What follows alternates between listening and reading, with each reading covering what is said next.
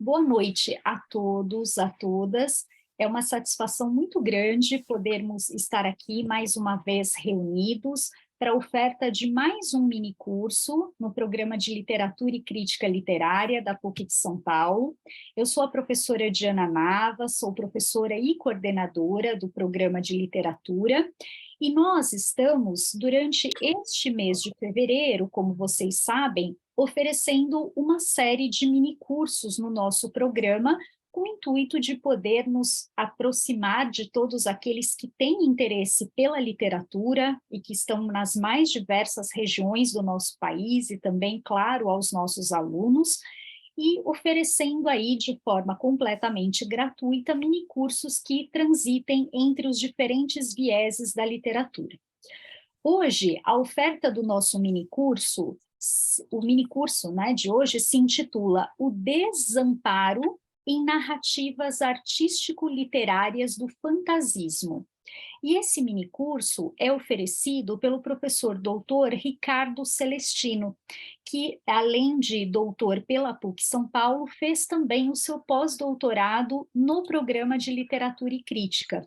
Então, queria muito, Ricardo, agradecer a sua disponibilidade em estar aqui conosco hoje, de compartilhar os seus conhecimentos, e gostaria muito de destacar a todos que o Ricardo, além de ser um pesquisador do gênero, ele também é autor. Então, Ricardo, depois, por favor, nos mostre o seu livro, conte das suas produções, porque a escrita do Ricardo é fantástica, então vale muito, muito a pena vocês conhecerem a produção dele. Então, eu agradeço muitíssimo a presença de todos e todas que estão aqui, desejo que vocês tenham um excelente minicurso e passo a palavra ao Ricardo, mais uma vez, agradecendo pela sua generosidade. A palavra é sua, Ricardo. Boa noite, gente. Boa noite, Diana.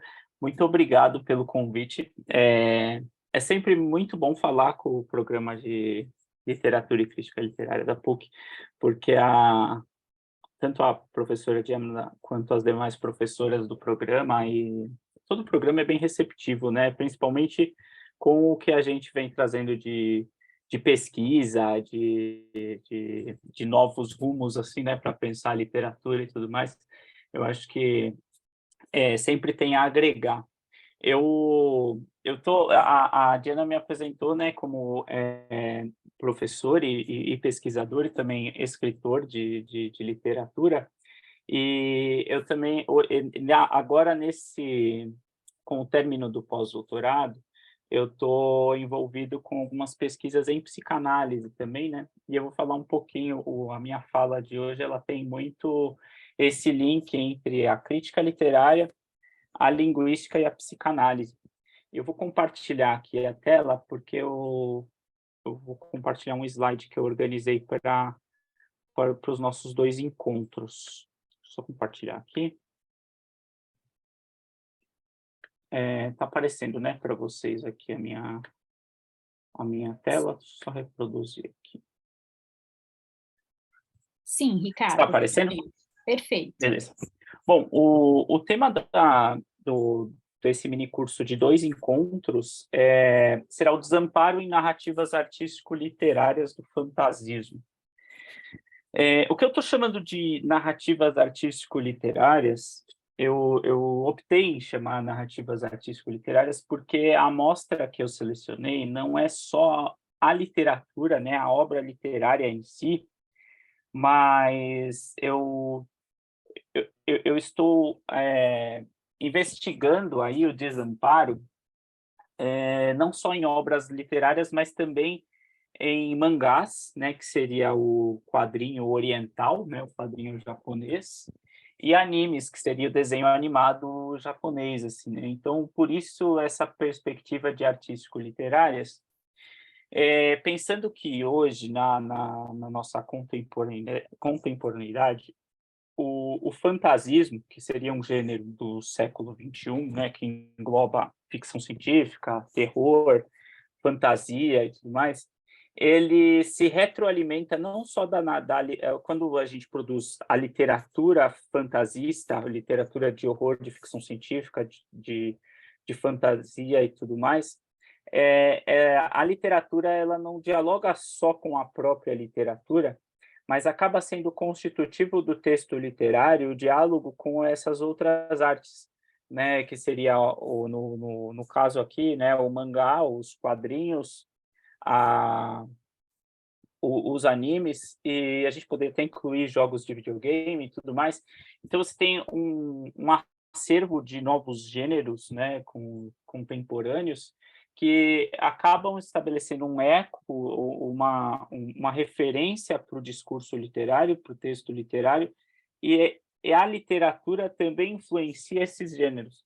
Então, por isso, eu optei em chamar o Desamparo em narrativas artístico-literárias do fantasismo. E esse desamparo, né, esse des entre aspas, porque entre parênteses, né, porque eu também estou preocupado em falar não só do desamparo, mas também do amparo. Então vamos lá. A ideia do tema desses dois encontros no minicurso, eu até estruturei dessa maneira a minha fala, porque a pretensão é que, a partir da troca desses dois minicursos e de outras oportunidades para conversar sobre esse tema, a ideia é eu amadurecer esse estudo e transformá-lo num capítulo de livro, né? É um capítulo de livro já do grupo de pesquisa que eu faço parte aí da PUC também, que é um grupo de análise do discurso, que a gente está pretendendo construir um livro que dialogue análise do discurso e psicanálise, né? E a ideia é, então, realizar aqui com vocês, apresentar, né, um estudo acerca de narrativas artístico-literárias do fantasismo, que tematizam o amparo e o desamparo no mundo contemporâneo. Então, em um primeiro momento, nesse primeiro encontro, talvez ele seja um pouco mais teórico, porque eu gostaria de apresentar para vocês o que seria o amparo e o desamparo na perspectiva da psicanálise, e aí como que essa lógica do amparo e do desamparo no mundo contemporâneo vem articulando diálogos entre a crítica literária, a teoria da enunciação e a psicanálise, quando a gente observa quando a gente estuda essas narrativas artístico-literárias do fantasismo. Então, esse seria o tema central do minicurso e talvez desse capítulo que eu venha a produzir. Então, quais são os objetivos? Assim, são 3 objetivos que para a noite de hoje, para a noite de quarta-feira. A primeira questão aí é a gente conceituar o desamparo na perspectiva da psicanálise, utilizando aí, né, das reflexões propostas pelo Vladimir Safatli, que é um livro que ele escreveu na década de 2000, que é o Circuito dos Afetos, Corpos Políticos, Desamparo e o Fim do Indivíduo. Esse livro é muito importante para entender alguns temas da psicanálise, correlação da psicanálise com estudos linguísticos, estudos literários e, às vezes, até mesmo estudos de sociedade, né? Ele é um livro muito rico. E a minha base para a psicanálise, além do Vladimir Safatli, vem aí, né, o professor Mário Eduardo Costa Pereira, que ele é psicanalista do Corpo de Estudos Freudianos de São Paulo. Esse grupo qual eu faço parte, eu estou realizando a formação, né, de psicanalista nesse grupo do Corpo de Estudos Freudianos, e o Mário Eduardo Costa, ele tem um conjunto de textos também que ele tematiza o desamparo, que é muito produtivo e faz um diálogo interessante com a obra do Vladimir Safatli. Bom, segundo ponto aí, então, esse primeiro ponto que é conceitual desamparo, talvez a gente dê conta hoje, né, na aula de hoje, no encontro de hoje. E aí o segundo ponto é demonstrar como as narrativas artístico-literárias do fantasismo, elas possibilitam aí, né, a articulação por parte do leitor na coenunciação do desamparo como eixo interpretativo. Então, explicando um pouco, né, esse objetivo, a minha hipótese é que essas narrativas artístico-literárias do fantasismo, que são essas narrativas dos mangás, dos animes e da literatura, elas possibilitam uma articulação, mas não essa articulação não é dada no texto, mas isso vem da coenunciação, né, vem como um elemento um processo de construção de sentido do leitor ao se deparar com a obra, de que o desamparo seria um eixo interpretativo que faz com que o leitor se conecte com essas obras e estes mundos novos criados. Né? A premissa seria, né, de que essas narrativas artísticas literárias do fantasismo possibilitam essa articulação entre o leitor e seus desamparos, ou um desamparo presente na obra com os seus desamparos particulares. Né? E o ponto final aí, né, o objetivo final seria apresentar, então, o conceito de desamparo. Se eu conseguir isso até o término do mini curso, eu estarei bastante feliz, que seria apresentar o conceito de desamparo na perspectiva da psicanálise como uma ferramenta para a leitura crítica de narrativas literárias, né, não só do fantasismo, como uma ferramenta para ler outras narrativas aí artístico-literárias, porque a, a minha percepção é que o desamparo é muito produtivo, às vezes para enriquecer análises, né? Enriquecer análises que a gente vem a fazer tanto na crítica literária, quanto com os nossos alunos em aulas de interpretação de textos literários e tudo mais. Então, eu encontro no desamparo uma potência interpretativa interessante para textos literários e aí uma ferramenta talvez até para outros textos.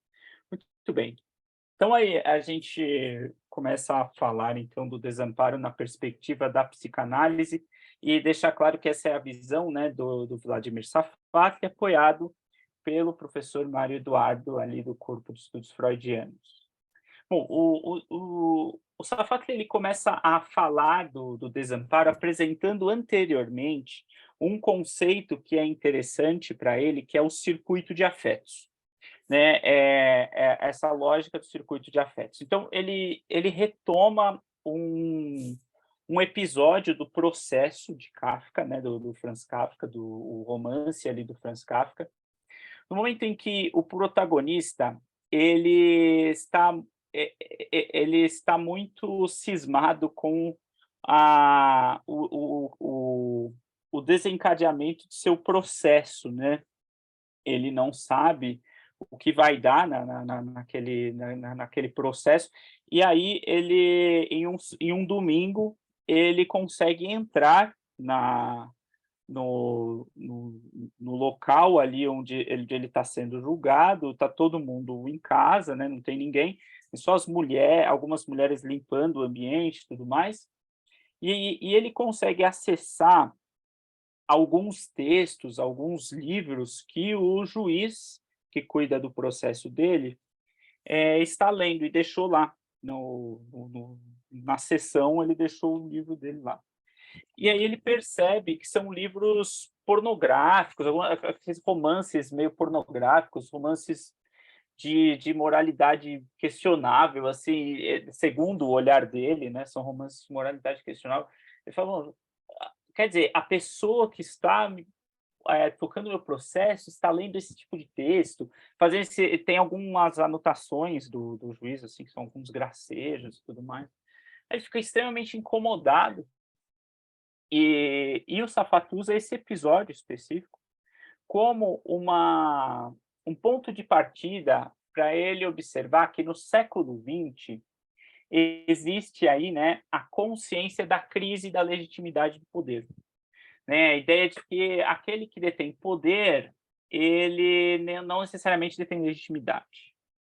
E aí ele vai refletindo sobre essas questões, né, até chegar numa ideia de que nós estamos numa era histórica de castelos nunca alcançados, né, que falam em nome aí de um poder distante e vazio, e que não são as leis em sua essência, né, que têm poder sobre o sujeito, mas um circuito que produz o fundamento dos vínculos sociais. Quer dizer, a lei seria aí, né, uma espécie de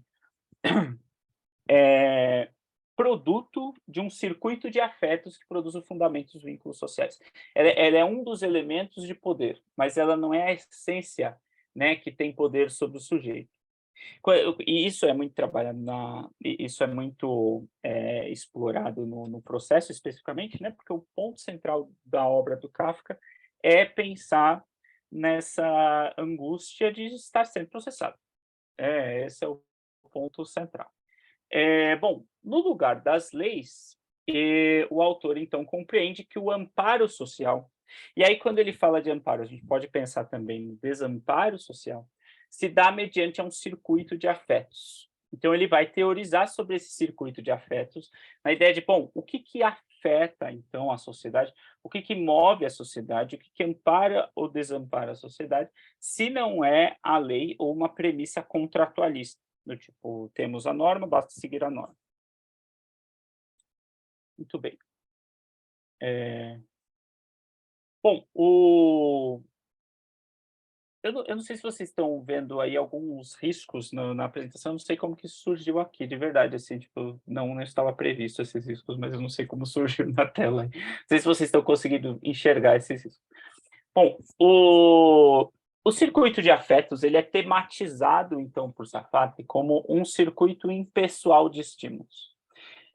Se na premissa do Kafka lá, ele personaliza o seu processo identificando quem são as pessoas que estão que vão julgá-lo e tudo mais, o Sartre ele vai observar que esse circuito de afetos seria um circuito impessoal de estímulos, de desejos, de fantasias, e que esse circuito todo, ele implica a forma como o sujeito é integrado na sociedade, como o sujeito se integra.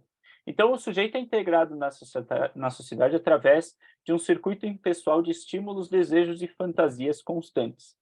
E que esse circuito de afetos, ele implica um corpo coletivo, que vai ser categorizado por Sartre como um corpo político, que vai deliberar e gerenciar sujeitos.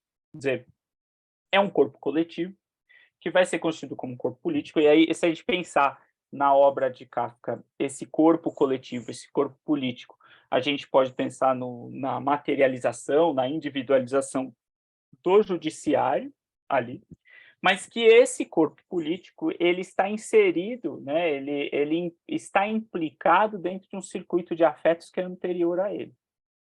Então, compreender o poder na perspectiva do Sartre é investigar quais são os modos de construção desses corpos políticos, né? Quais são os circuitos e o modelo de individualização que esses corpos produzem e nos implicam. Isso significa o quê, né? Voltando à premissa do Kafka, né? Compreender o poder nessa perspectiva seria investigar como são construídos esses corpos políticos. Eles estão implicados em quais circuitos de afetos? O que que afeta ele? Quais são os estímulos, desejos e fantasias desses corpos políticos em sociedade e como eles se individualizam? Quer dizer, o modelo de individualização desses corpos políticos são os agentes. Se a gente for pensar, tomar como exemplo, se o judiciário no processo é um corpo político, né? Eles são individualizados na condição, na personificação de juízes, né? Bom, qual é o caminho até chegar na personificação dos juízes, né? Porque esses juízes são autorizados ou não autorizados a circular nesse ambiente e tudo mais. Então, seria o caminho para compreender o poder, não seria examinar o sujeito em si, mas toda essa engrenagem que possibilita esse sujeito, que individualiza esse sujeito e possibilita ele a existir naquele circuito, né, naquela sociedade. Bom, os corpos políticos que nos amparam, e aí essa é uma perspectiva também do livro aí, né? Os corpos políticos que nos amparam, eles são lacunosos. A premissa é de que esses corpos não são perfeitos, eles são cheios de buracos, eles são cheios de lacunas, né? E eles não dão conta de amparar totalmente as nossas expectativas, nossas fantasias e nossas urgências. nossos desejos, nossas urgências. Então, o Safak vai observar que em toda a sociedade sempre há uma urgência de mudança represada. Você sempre tem alguma urgência de mudança que está represada nesses, e essa urgência de mudança represada vem muito dessas lacunas dos corpos coletivos, desse circuito de afetos e desses corpos coletivos. E para mudar esses corpos coletivos, para tentar suprir essas lacunas existentes, a gente exercita reflexões de como viver de outra forma, de como sermos individualizados de outra forma, de outra maneira, e produzirmos e nos constituirmos por outros circuitos. Quer dizer, constantemente em sociedade, a gente pensa e problematiza mudanças de circuitos. Aí entra um elemento interessante da ficção científica, da fantasia, do horror, muitas vezes, né?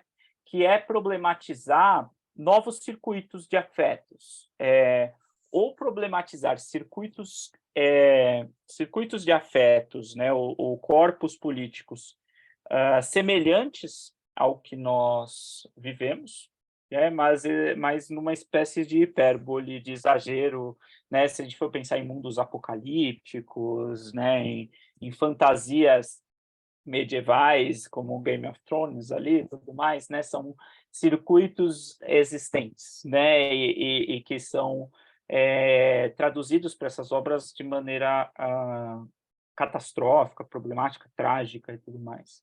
Mas para essa falar que existe socialmente sempre essa tendência de exercitarmos, né, reflexões de como viver de outra forma, de como sermos individualizados de outra maneira, como produzirmos e nos constituirmos por outros circuitos. Aí ele estabelece um contudo aí, porém, porque se a gente tem esse desejo, por que não mudamos? Então? Porque as coisas não são tão simples. Ele vai levar em consideração que as produções sociais, quando ele fala de produções sociais, ele está falando da gestão desses corpos políticos, né, da gestão social desses corpos políticos, são avaliadas aí como normatividades, quer dizer, são regulamentações, regras e tudo mais, direcionamentos, e que parecem intersubjetivamente partilhadas, dotadas de força e de coesão.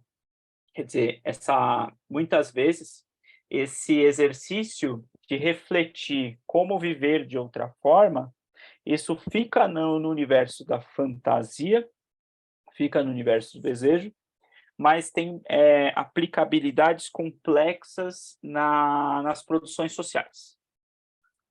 Bom, aí o que ele vai mostrar é que esse exercício de criticar os circuitos de afetos o qual vivemos, o qual estamos subordinados, é uma busca constante em explorar as contradições performáticas, né?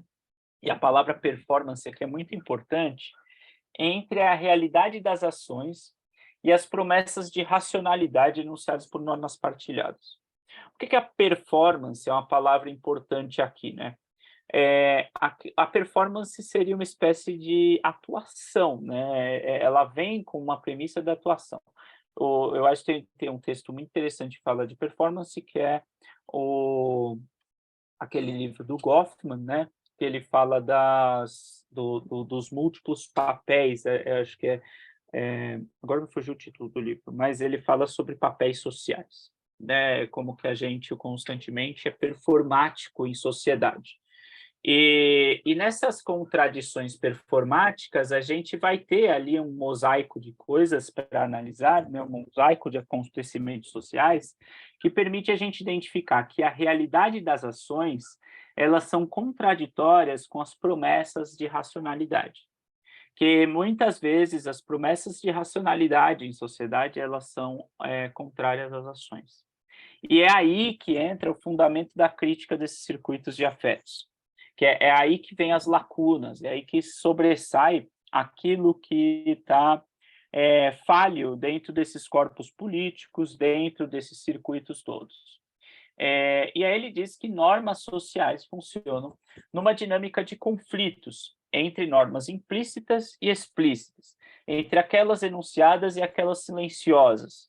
E essa é uma questão interessante até para a teoria da enunciação, né? Quer dizer, para um enunciado existem sombras não ditas, né? Tudo que é enunciado, tudo que é dito, você tem sombras não ditas, sombras entramadas, né?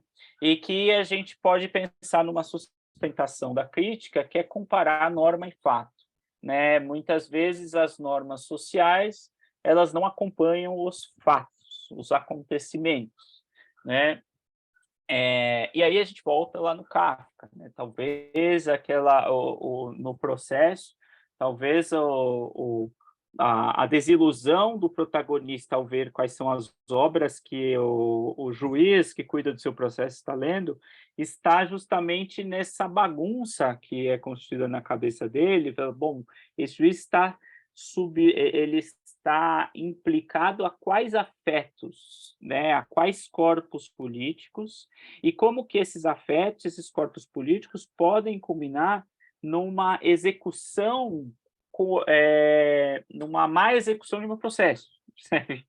Tipo, alguma coisa assim, a dinâmica de conflitos entre normas implícitas e explícitas, entre norma e fato, quer dizer, eu consegui ver parte daquilo que afeta esse sujeito, e isso me desagradou, né, na perspectiva do Kafka. Bom, o Safatli ele parte da premissa, né, de que sociedades são circuitos de afetos. Essa é a ideia, né, de que toda a sociedade é constituída por circuitos, né, no plural, de afetos.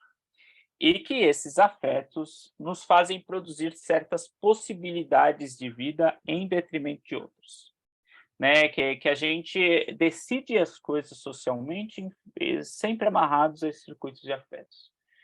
E ele vai problematizar que quando sociedades se transformam, os afetos circulam de outra forma, agenciam de outra maneira, produzem outros objetos e novos efeitos. Quer dizer, normatividades sociais fundamentam-se em fantasias e reatualizam afetos. Quer dizer, com as mudanças sociais, você tem a mudança de todas essas tramas, esses circuitos que afetam os sujeitos, que afetam os indivíduos. Então, a sociedade mudando, muda-se o circuito de afetos.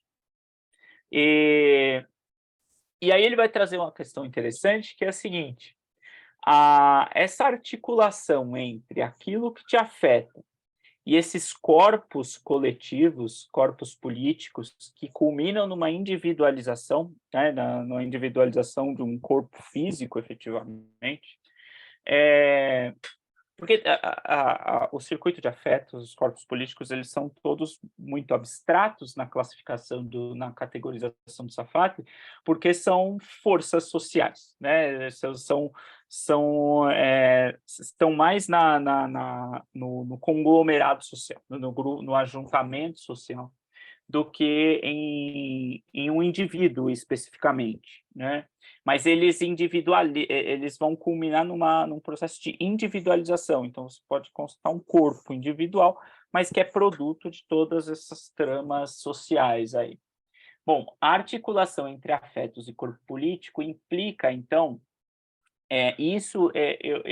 eu acredito que ele aí já se refere especificamente à nossa sociedade do século XX, século XXI, que essa premissa de afetos e corpos coletivos, eles têm como superestrutura ou como modo de gestão o medo, né? O medo seria o afeto primeiro desses circuitos, desses corpos políticos, desses corpos coletivos, e essa gestão social do medo, a partir de sua produção e circulação, leva a uma estratégia de aquiescência da norma, de você conformar-se com a norma, acreditar na norma, né, a conviver com a norma, ou conviver com aquilo conviver com a norma e suas lacunas, conviver com aquilo que esses corpos políticos traçam e com suas lacunas. né? E aí, né, ele vai questionar como o medo é produzido, né? Como que ele é continuamente mobilizado em nossa sociedade. E ele coloca aí 4 sentenças, né, 4 exemplos de formas de medo, essa superestrutura do medo. Mas que a gente poderia esticar essa lista, mas eu achei interessante porque esses 4 pontos, eles são motivadores de muitas narrativas, né, eles são pontos centrais de muitas narrativas artístico-literárias. Por exemplo, o medo da morte, né, o medo da morte, muitas vezes, pode naturalizar normas, pode naturalizar circuitos de afetos, corpos políticos, corpos coletivos, você se submeter, você ignorar as lacunas, né, ignorar os problemas, as questões ali, e seguir, por não, pelo medo de enfrentar a morte, né, pelo medo da despossessão de bens, pelo medo da invasão de privacidade, o medo do desrespeito à integridade. Quer dizer, são medos modernos, medos, assim, modernos na minha leitura, e também no caminhar do discurso Safatli, para pensar se esses medos são universais, teria que ter mais investigação. Mas são medos contemporâneos, né? Espera que deu uma apagada aqui. Vocês estão vendo minha tela, hein? Porque eu acho que deu uma falhada aqui para mim. Sim, agora saiu. Espera aí. Foi? Voltou?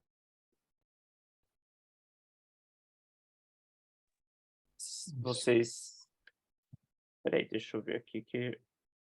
Deixa eu compartilhar novamente, porque...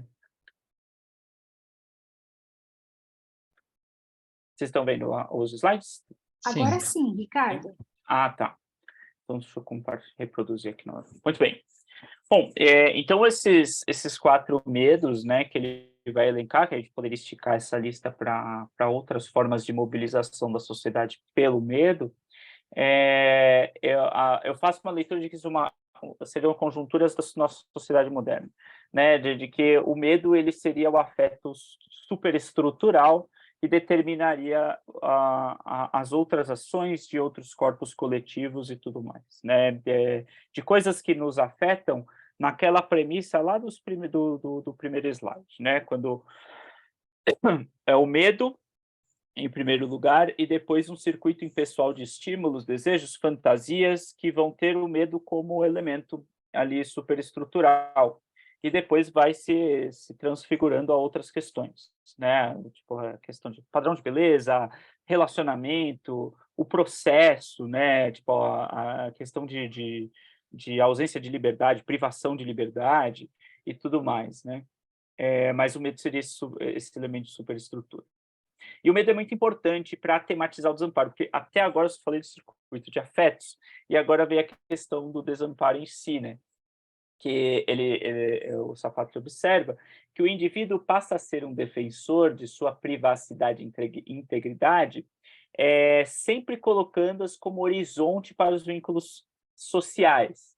A ideia, assim, em face do medo, o ego e as minhas condições individuais de privacidade e integridade, elas vêm em primeiro plano, e depois a questão social, né? Quando eu penso em integridade, é a soma dos predicados que possuo, que determina a minha individualidade, aquilo de que sou proprietário. Então, essas questões vêm em primeiro plano, para depois a gente pensar na malha social.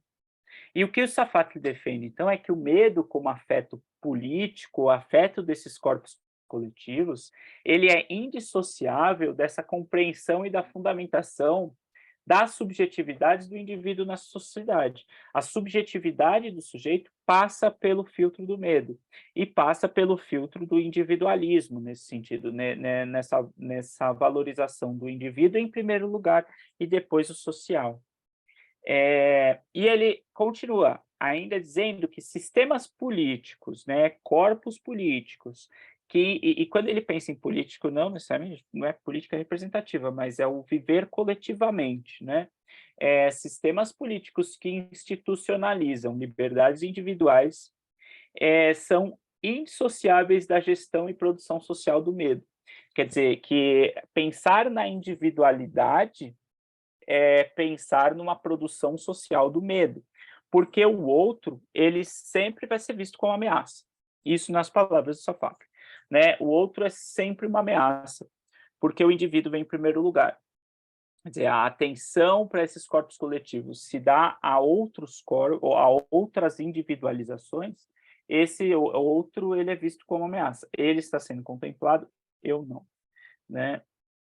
Deixa eu passar aqui.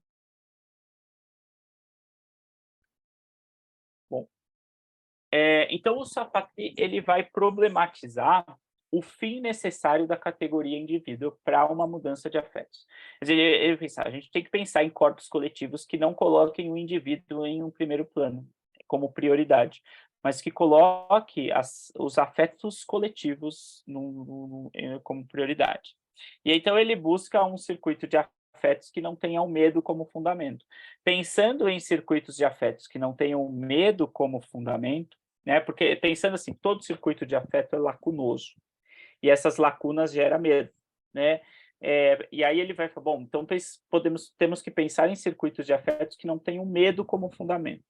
E como seria isso, né? Se as lacunas elas geram esses desequilíbrios, né? Tipo essas inseguranças. Então ele vai recorrer aí a Freud especificamente, quando eu não lembro especificamente qual texto do Freud que ele recorre, mas se não me engano é o Mal-Estar da Civilização, quando ele vai observar que Freud propõe que você troque o medo pelo desamparo. E seria essa premissa, de que o medo é aquilo que te estaciona. Você tem medo, sei lá, assistir um filme de terror, você tem medo, você desliga o filme e vai embora, né? O medo é aquilo que faz com que você deixe ali numa gaveta. E o desamparo, porque o medo é individual. E o Freud vai trabalhar com o desamparo numa ordem mais sistemática, mais coletiva ali, né, de alguma forma. Ele vai observar que o desamparo te impulsiona a mudanças de percurso, né? A ideia, né, de que o Freud ele reconhece os afetos em seus pontos de ambivalência. Tudo que te afeta, afeta em dois caminhos, seja na perspectiva do bem-estar e do mal-estar. Ele vai te afetar de formas ambivalentes. E ele vai observar que assim, a recusa de um desamparo, se você transforma um desamparo em medo, tipo, o que seria o desamparo? Tem pontos lacunosos nesse circuito de afetos que não me amparam. Então, eu percebo que essas lacunas, elas podem me gerar a ocorrência da morte, a ocorrência da perda de bens, todos aqueles elementos que são frutos do medo, né? Então, ele diz que o Freud vai observar que assim, a recusa de um desamparo pode provocar alienações sociais, né? É da recusa de um desamparo que expressa coordenadas sociohistóricas para alienação social. E aí ele vai dizer o contrário. É da afirmação do desamparo que vem as forças para uma emancipação de si e de seu meio. O desamparo ele não é um sentimento, assim, se for colocar em sentimento positivo ou negativo, o desamparo ele é um desconforto, assim como o medo. Mas é um desconforto que te movimenta, né? E o desamparo, então, é aquilo que se afirma, e o medo é aquilo que se nega, né? É aquilo que negamos, que não enfrentamos. Numa perspectiva psicanalítica, o medo ele pode carregar aí, né, sintomas, por exemplo, né? O desamparo ali é aquilo que se afirma, é aquilo que, ao compreender o fruto desse desamparo, buscando outros circuitos, você pode resolver questões. Muito bem. Então, essa seria a questão do desamparo na perspectiva da psicanálise, né? E aí, então, o desamparo seria esse substituto do medo, né, e tudo mais. E agora a gente pensar como que essa lógica do desamparo se articula nas produções de ficção científica, fantasia, horror e literatura fantástica, nas produções do fantasismo. Então, eu já ofereci outros minicursos aqui no programa. Muito provavelmente há pessoas que estão repetindo, né, assistindo novamente e tudo mais, mas pode ter pessoas novas também.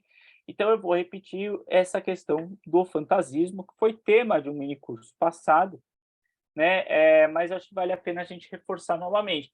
Que a ideia é assim: o fantasismo, ele é um termo guarda-chuva que vai englobar essas produções de ficção científica, de fantasia, de terror, de literatura fantástica, mas ele não é um termo científico ainda, assim, ele não tem, segundo o meu juízo, tá?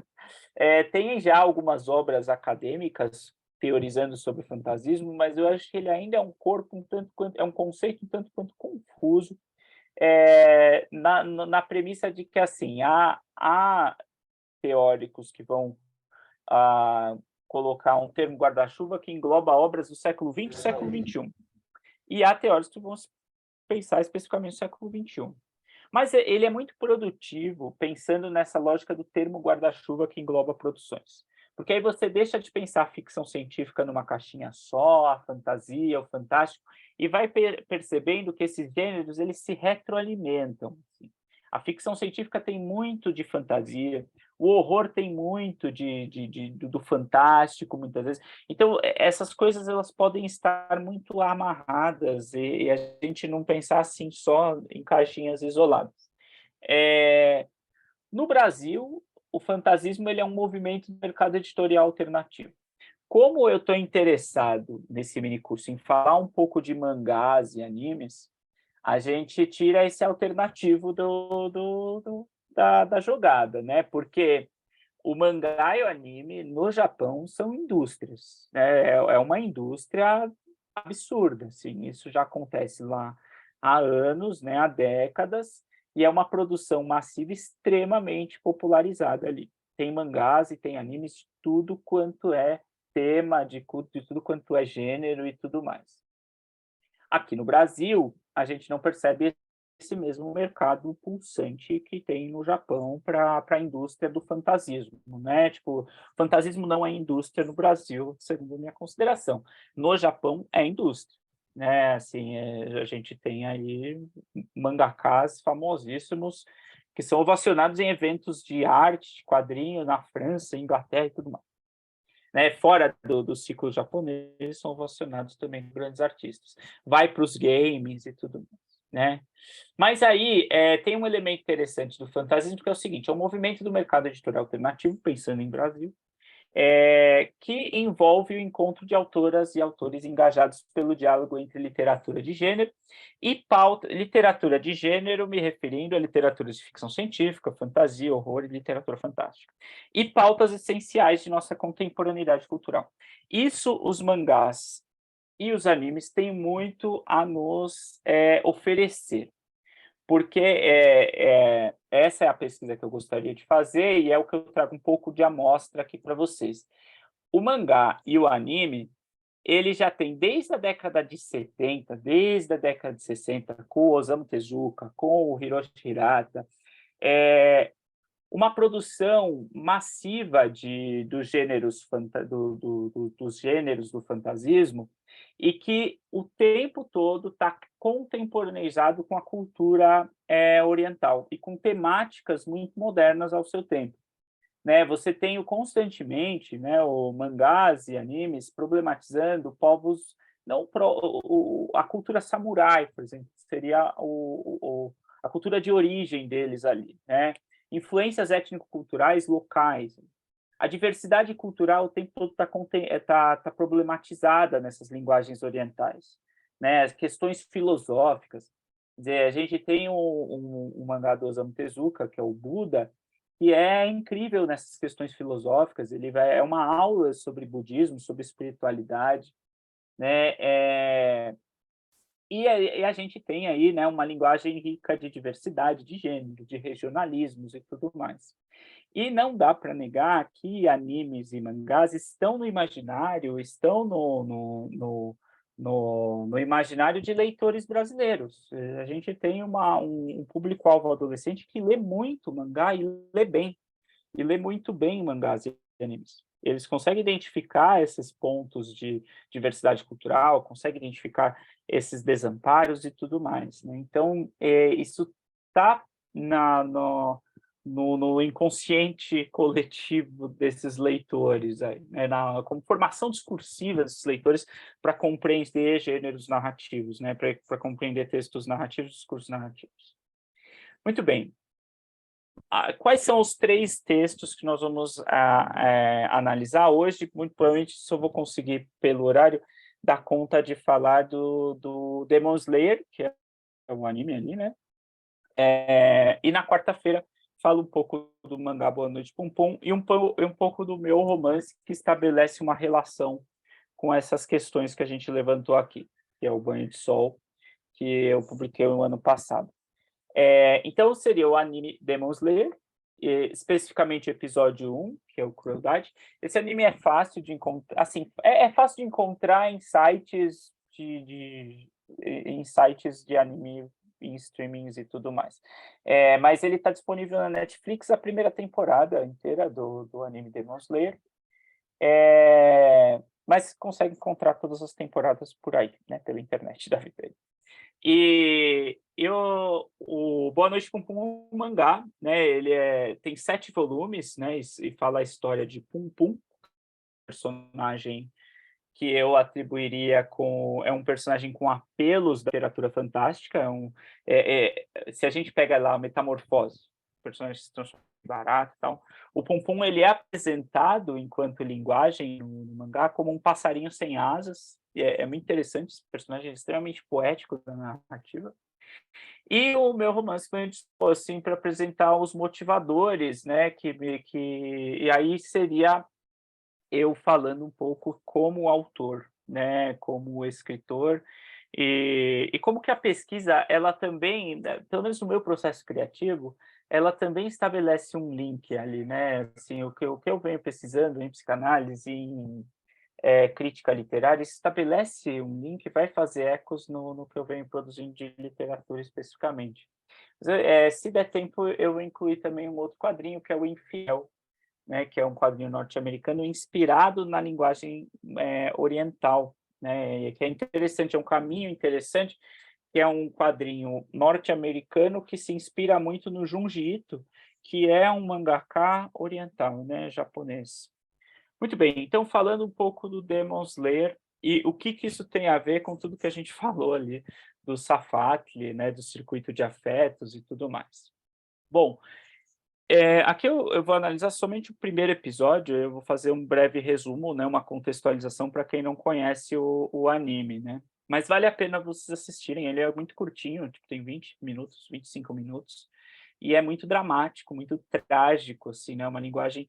E ele aquilo que eu disse, né? Demon Slayer tá no imaginário para quem dá aula para ensino médio, isso tá no imaginário dos alunos do ensino médio, assim, para adolescentes. E eu acho dizer até a geração que está entrando em universidade e tudo mais tem isso fresco, porque é um anime que é maduro, assim, ele não é infantil, né, nessa premissa, assim. Bom, mas o primeiro episódio, ele já marca uma questão que, pensando nessa ideia do desamparo, ele é um episódio sobre o medo revertido em desamparo. Essa é a análise que eu faço desse episódio. Então, qual que é a história, né? Aqui a gente tem o protagonista, que ele é um entregador de carvão num Japão pré-Primeira Guerra Mundial. E ele precisa sair de um vilarejo, ele mora num vilarejo, então ele precisa circular todo esse vilarejo com carvão numa cesta para abastecer as casas e tudo mais. Ele vive numa aldeia pequena e humilde, numa realidade pacata e confortável. E aí, a gente já tem uma questão aí. Esses circuitos de afetos da realidade desse protagonista são normatizados, né? Ele não quer observar as lacunas desse ambiente, dessa sociedade, desses corpos coletivos que se individualizam nessa vida que ele leva, né? Então, as dificuldades que são visíveis logo no primeiro episódio, você percebe que é um vilarejo muito humilde, as dificuldades elas são sobrepostas e esquecidas aí, né, pela normatização da vida cotidiana. Ele está vivendo ali sua vida comum. Todos vivem as mesmas dificuldades, então aquilo se normatiza, né, de alguma maneira, então está só fluindo a vida. E aí um certo dia, né, esse protagonista, ele sai para entregar o carvão e ele é surpreendido aí então por um morador da aldeia que alerta ele sobre ataques de demônios na região. Ele vai dizer, olha, não siga a viagem porque tem demônios rondando no nosso vilarejo e você pode ser atacado e morto por demônios. Muito bem, ele decide então hospedar-se naquela noite na casa desse morador, evitando aí o perigo de ser caçado por demônios. E ele até problematiza, fala, bom, mas tem demônios no vilarejo, o que vai impedir o demônio de entrar aqui dentro da casa e me matar, né? Mas aí o morador fala, não, ao mesmo tempo que tem demônios, tem caçadores de demônios aí que vão matá-los. Mas tudo isso fica muito nebuloso para o personagem, ele parece não conhecer esse mundo de demônios. Ele está muito ambientado naquele circuito normatizado da vida do vilarejo.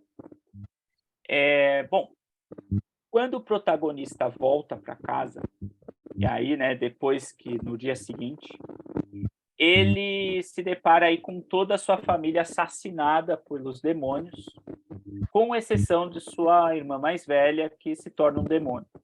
Ela é transformada em demônio. Ela sobrevive aos ataques, mas ela se torna um demônio. E aí, então ele inicia uma jornada, né? A jornada desse protagonista é resgatar a vida humana da irmã, porque ele percebe humanidade na irmã, embora ela esteja tomada, né? Por uma ela se transforma no demônio, mas ele percebe que há traços de humanidade nela. E aí ele inicia essa jornada que é tentar resgatar a humanidade da irmã que se tornou demônio. Bom, o que a gente tem nesse episódio é o seguinte, esse protagonista ele supera o medo da morte por demônios, porque em um certo momento do episódio ele paralisa diante dessa ameaça dos demônios, ao se deparar com a família toda morta, ele paralisa. Ele tem aquele momento em que fala de medo, efetivamente, de medo. Ele perdeu todos os circuitos de apoio e tudo mais. Eu não sei se tem algum microfone aberto, mas tem um ruído, né? Não sei se é do meu computador. Mas, acho que parou. Então ele supera o medo da morte, né? Tem um certo momento que ele paralisa, efetivamente, não sabe como agir, né, diante dessa ameaça de demônios e acha que aquilo acabou, né? É o fim. Mas aí ele percebe que há possibilidades dele buscar alternativas para sair dessa condição, né? Então ele transforma, né, nesse sentido, o medo em desamparo. Ele ressignifica o medo em desamparo, porque ele vê a necessidade, a urgência de incluir-se num novo circuito de afetos, né? E ele vê isso a partir daquilo que existe lá na jornada do herói e tudo mais, né? Que seria aquela presença do mentor espiritual, da pessoa, da instância que chega para ajudá-lo, para auxiliá-lo.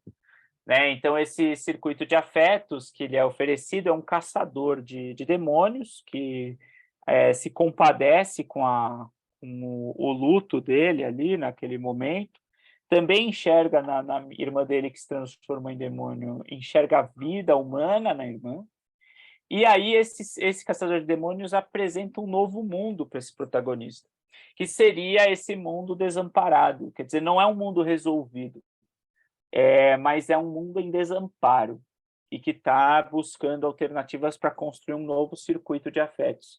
Quer dizer, essa perspectiva, essa narrativa, eu colocaria numa narrativa que tem esse traço, então, de superar um medo que estacionaria o protagonista, e transformar esse medo em desamparo, no sentido, bom, estamos aí numa grande dificuldade, numa crise de morte, e ao invés de eu ter medo dessa crise, então eu vou tentar superá-la, né?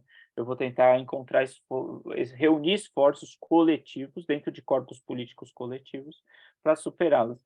Então ele vai ser treinado ao longo dessa jornada para se tornar um caçador de demônios. E aí, quais são os circuitos que ele vai estar envolvido? É o treinamento samurai, é compreender as regras de vida e de morte dos demônios, de pouco a pouco entendendo quais são os direcionamentos e as potências e limitações desses demônios. E aí, pouco a pouco, o que era desamparo passa a ser um circuito de afetos que ampara. Mas essa que é a questão interessante do anime, é que fica muito bem claro que esse novo ciclo de sociedade que ele está entrando, que ele deixa de ser um carvoeiro e passa a ser um personagem potente, um samurai ali e tudo mais, essa nova sociedade ela também é cheia de lacunas, é cheia de buracos, né? Então, ele troca um circuito por outro, mas esse novo circuito de afetos não é uma sociedade perfeita. Ela também é cheia de lacunas e de desamparos, é cheia de ganhos e perdas e tudo mais.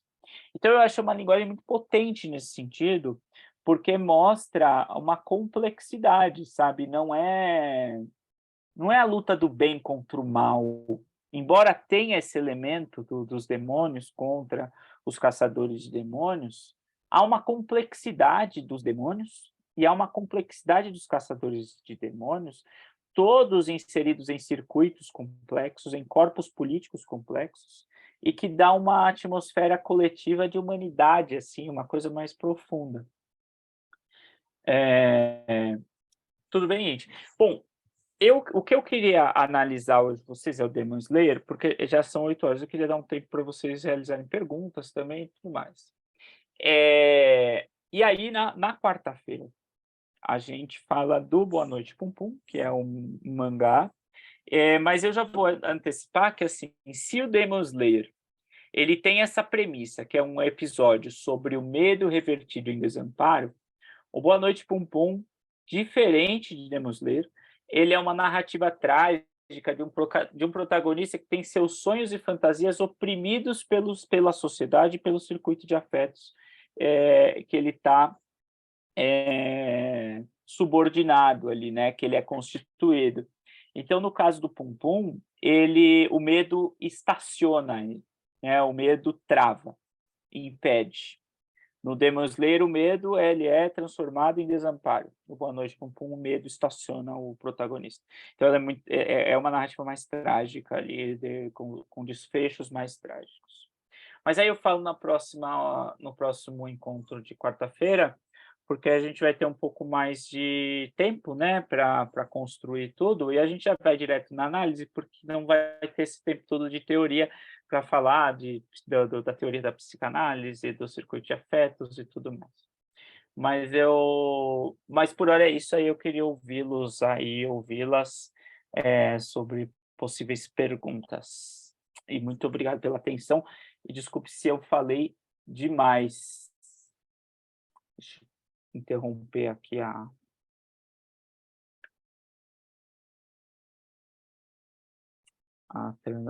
o meu compartilhamento.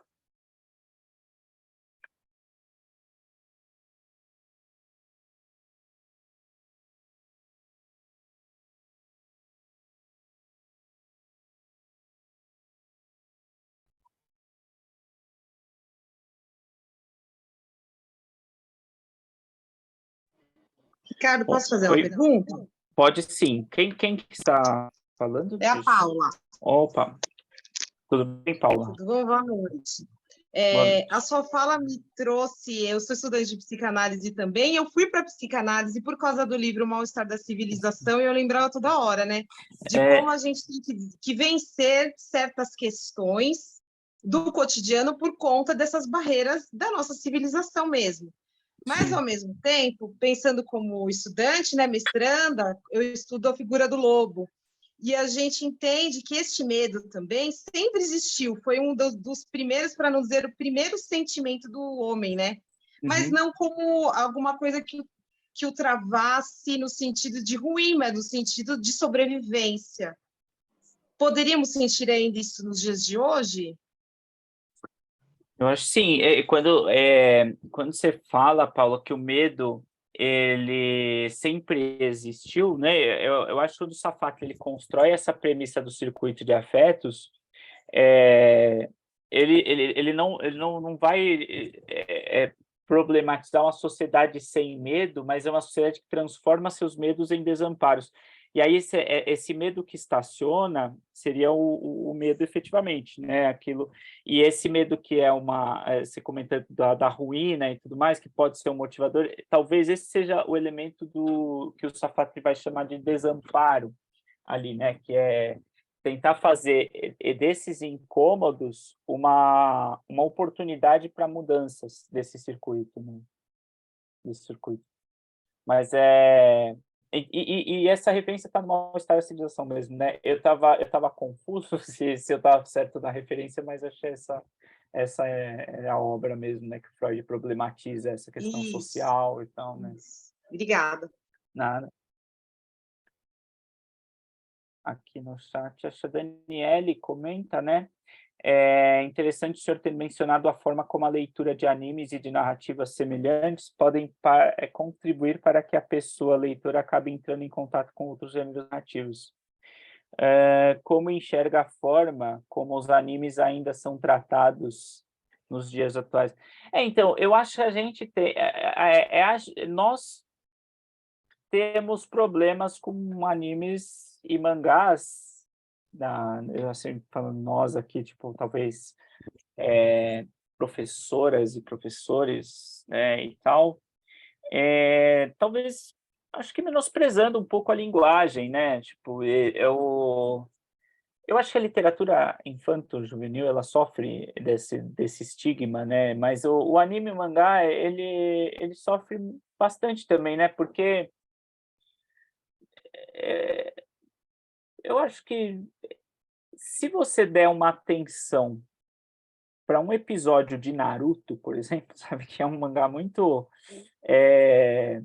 consumido por adolescentes e tudo mais, mas que tem questões tão profundas, você vai encontrar ali camadas e camadas. Eu estava até conversando com os meus alunos esses dias, pensando assim, olha, eu não sei se existe um texto artístico, literário, que você não consiga problematizar questões, sabe? Problematizar vozes sociais, tirar de lá daquele texto alguma questão profunda, efetivamente, né? E eu acho que a gente sofre um pouco disso, de menosprezar essa linguagem, que é muito rica, que tem muita coisa. Se a gente pegar os animes do estúdio Ghibli lá, né, do Miyazaki, poxa, aquilo é muito mais rico que muitos filmes aí, né, complexos, é de uma profundidade tamanha. Então, eu acho que tem essa questão, mas eu não sei se o Japão trata de forma estereotipada esse tipo de produção. Eu acho que eles consomem isso, né, de forma muito rica. Ou em outros países isso também é muito valorizado, sabe? Eu acho que é uma questão nossa, assim, de escola, eu coloco até, sabe? De não valorizar essa ferramenta, essa linguagem, né? O Igor coloca aqui, né? Mas eu não sei se está respondido, Daniele, mas se não, pode colocar no chat aí. O Igor diz: boa noite, professor. Gostaria de saber como você diferencia o fantasismo do fantástico, ou você enxerga como sinônimos. Roberto Causo, expandindo o termo posto por Todorov, por exemplo, também enxerga no fantástico como um termo guarda-chuva para a fantasia